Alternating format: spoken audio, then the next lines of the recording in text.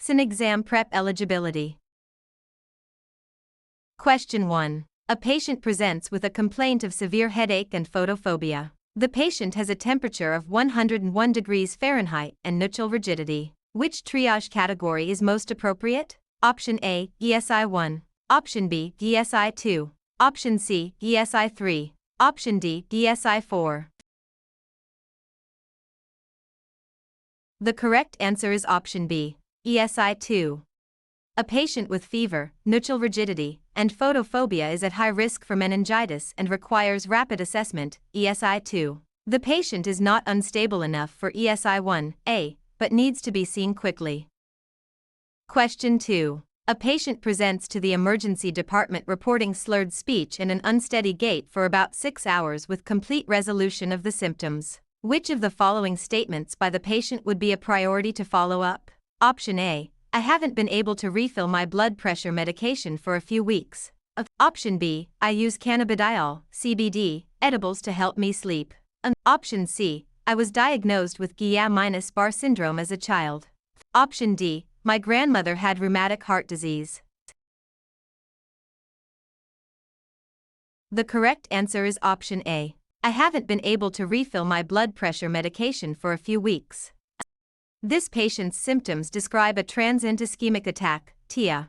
Uncontrolled hypertension is a major risk factor for future stroke and requires immediate intervention. While CBD use, B, may be important, it is not as critical as uncontrolled hypertension for TIA management. Guillain-Barré, C, can cause similar symptoms but is not the priority. Family history of rheumatic heart disease, D, is less relevant.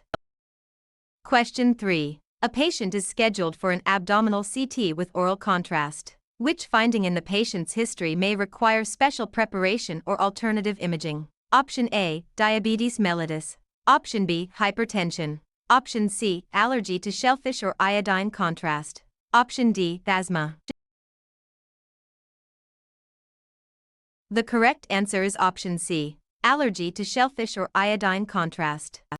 Allergy to shellfish or iodine contrast is a concern due to cross-reactivity with 4 contrast agents. Pre-medication with steroids and antihistamines may be needed. Diabetes, A, and hypertension, B, are less significant. Asthma, D, is relevant but less directly impactful. Stressed about your CEN exam? We can take CEN exam for you remotely and undetected. We always guarantee a pass and payments only after results. To send us an email, scan the code or tap the link in the description and let's get it done. Question 4. A patient with diabetes presents with a blood glucose of 550 mg/dl, serum osmolality of 320 mosm/kg, and a serum pH of 7.35.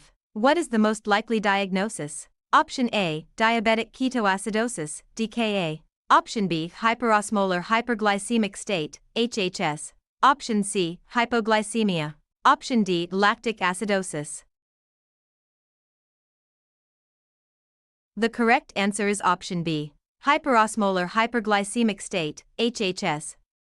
HHS is characterized by severe hyperglycemia, greater than 600 mg/dl, elevated serum osmolality, greater than 320 mosm/kg, and absence of significant ketosis or acidosis, pH greater than 7.3. DKA, A, presents with acidosis, pH 7.3, and ketones. Hypoglycemia, C, presents with low blood glucose. Lactic acidosis, D, has normal glucose. Question 5. A patient in atrial fibrillation with rapid ventricular response has a heart rate of 152 bpm and is hypotensive. Which intervention should the nurse anticipate? Option A, administration of 4-diltiazem. Option B, administration of 4-amiodarone. Option C, synchronized cardioversion. Option D, administration of 4-digoxin. The correct answer is option C, synchronized cardioversion. In unstable atrial fibrillation with rapid ventricular response causing hypotension, synchronized cardioversion is the immediate treatment of choice. Hemodynamic instability indicates the patient cannot tolerate the rapid rate and requires immediate electrical conversion. Chemical rate control with diltiazem, A, amiodarone, B, or digoxin, D, is appropriate for stable patients but is too slow for unstable patients. Question 6. Which of the following ECG findings is most consistent with pericarditis? Option A, ST- segment elevation in all leads with reciprocal depression. Option B, diffuse ST- segment elevation with PR- segment depression. Option C, ST- segment elevation in contiguous leads with reciprocal changes. Option D, pathologic Q waves in leads 2, 3, and AVF. The correct answer is option B, diffuse ST- segment elevation with PR- segment depression. Acute pericarditis classically presents with diffuse, global, ST- segment elevation across most leads along with PR- segment depression. The ST- segment elevation is concave upward and does not have reciprocal changes. Option A describes STEMI, which typically shows ST elevation in contiguous leads with reciprocal depression. Option C also describes STEMI. Option D describes a prior inferior wall ME.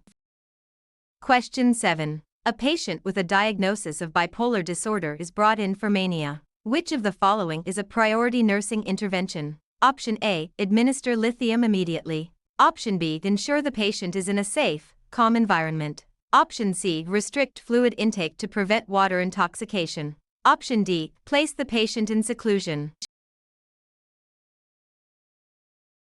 The correct answer is option B, ensure the patient is in a safe, calm environment.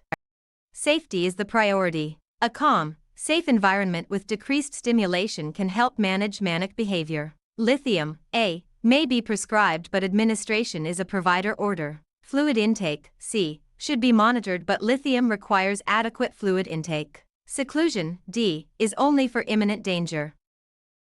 Question 8. The nurse is caring for a patient who has been diagnosed with an advanced end-stage cancer. The medical team has suggested palliative care and hospice. Which of the following statements would be appropriate for the nurse to make when explaining the suggestion to the patient's family? Option A, palliative care begins with the initial diagnosis and continues through the end of life. Option B, the patient cannot change their end-of-life decisions once enrolled in hospice. Option C, there is an important legal distinction between withholding care and withdrawing care. Option D, a living will names a person to make medical decisions if the patient is unable to do so. The correct answer is option A. Palliative care begins with the initial diagnosis and continues through the end of life. Palliative care is appropriate at any stage of a serious illness, starting at diagnosis, and can be provided alongside curative treatment. It is not limited to end of life. Hospice is one type of palliative care for end of life. Patients can leave hospice at any time. B. Withholding and withdrawing care, C, are not what is being explained. A living will, D, is a legal document specifying treatment wishes, while a healthcare proxy names a decision-maker. Are you looking for CEN Exam actual questions? Visit our website pokerexams.com to access CEN Exam Study Guide with actual questions and answers. Scan the QR code or click the link in the description to get CEN Exam answer key today. Question 9. A patient with acute ischemic stroke arrives at the ED 2 hours after symptom onset. Which question is most important for determining eligibility for thrombolytic therapy? Option A, what is the patient's blood pressure? Option B, what time were the patient's symptoms last known to be normal? Option C, does the patient have a history of hypertension? Option D, what is the patient's family history? The correct answer is option B. What time were the patient's symptoms last known to be normal? The time of last known normal is the most critical factor for determining eligibility for thrombolytic therapy with TPA. The window is up to 4.5 hours for select patients. Blood pressure, A, is also important but the time window is the primary determinant. History of hypertension, C, is relevant but not as critical. Question 10. A patient presents with coffee minus ground emesis and melena. What is the priority nursing action? Option A, administer 4 fluids. Option B, insert a nasogastric tube. Option C, prepare for blood transfusion. Option D, assess airway and breathing. The correct answer is option D. Assess airway and breathing. The ABCs take priority. Coffee minus ground emesis and melena indicate an upper GI bleed. The patient is at risk for aspiration and hypovolemic shock. Airway assessment and breathing are the first steps. For fluids, A, blood transfusion, C, and ing tube insertion, B, are important but secondary to airway assessment.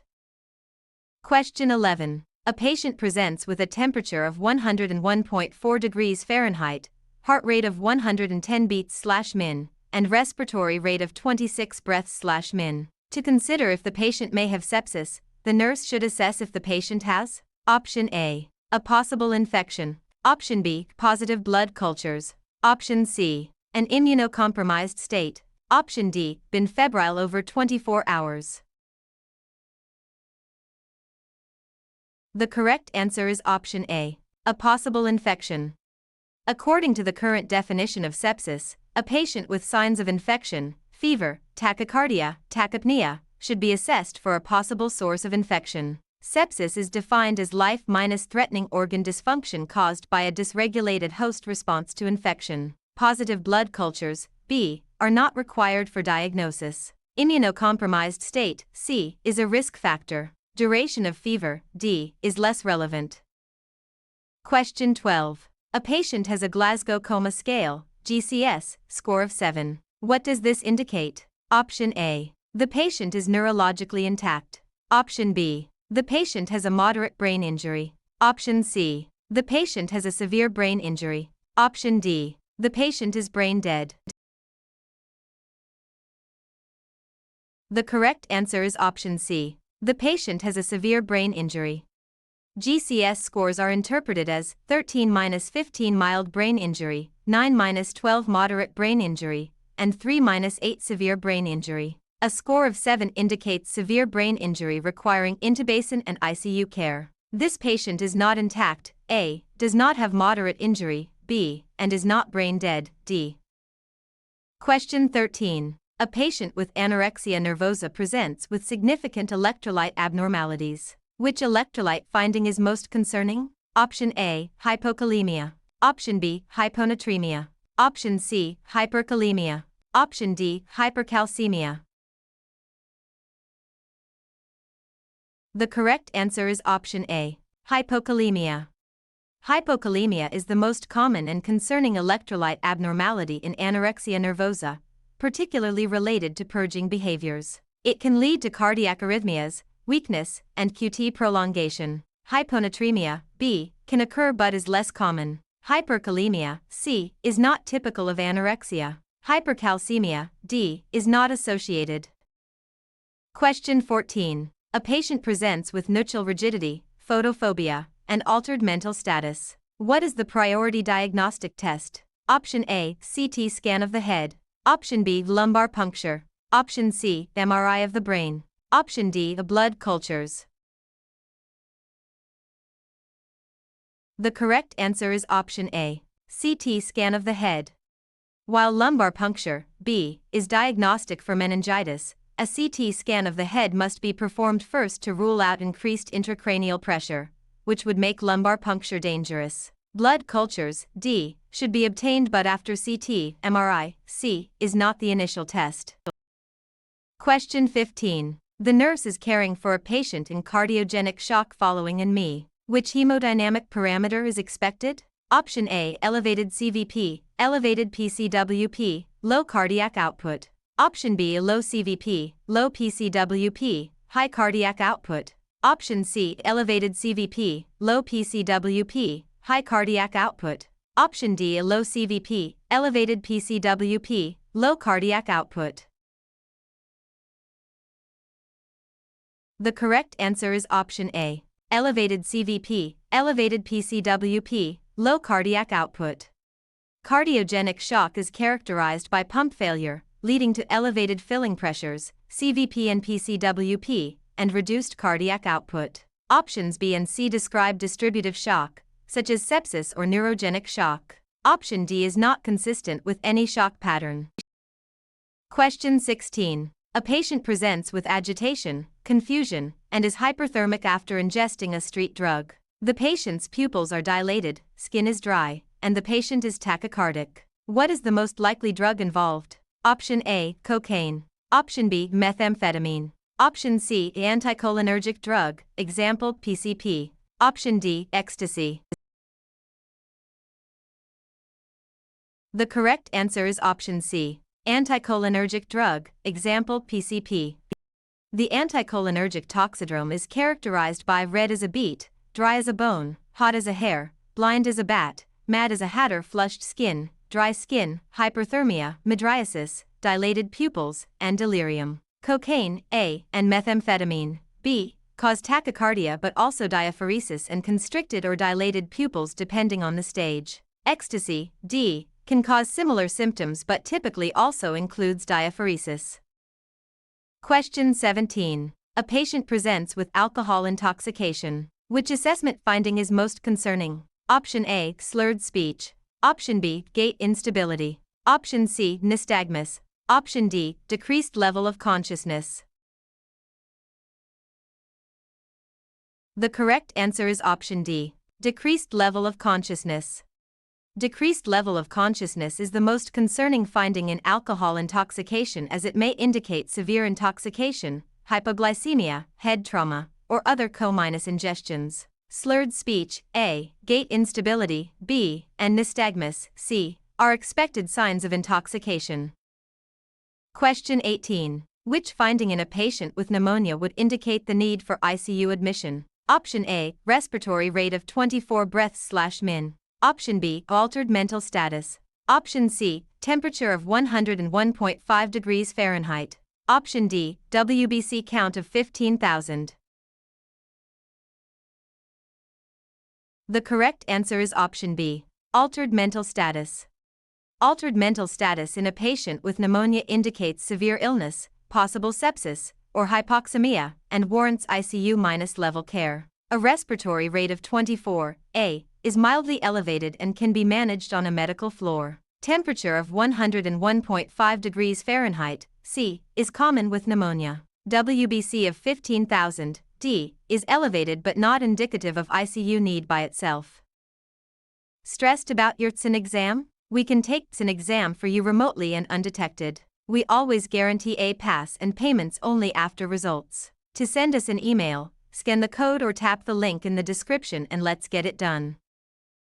Question 19. An epidural hematoma is most commonly associated with which mechanism of injury? Option A, striking the head on a hard surface. Option B, rapid deceleration injury. Option C, injury to the temporal bone with laceration of the middle meningeal artery. Option D, acceleration minus deceleration injury causing shearing forces.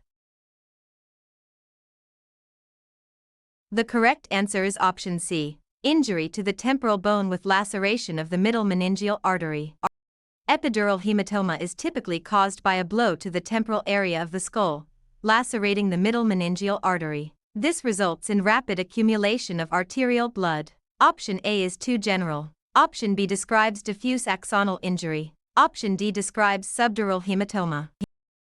Question 20. Which of the following is a classic sign of a hip fracture in an older adult? Option A, internal rotation of the affected leg. Option B, shortening and external rotation of the affected leg. Option C, adduction of the affected leg. Option D, flexion of the affected leg.